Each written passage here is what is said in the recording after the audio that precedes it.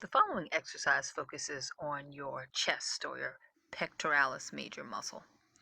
It's a bench press, but as you can see, I'm lying on a medicine ball, and that's to show you one of the points of the bench press is to give your arm more space to pull back with your weight before you press up.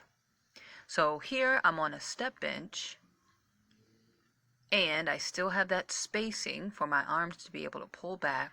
You're going to start with the dumbbells at shoulder level, chest to shoulder level, and you're going to pull back as much as you can and press those dumbbells up towards the ceiling, arms out straight.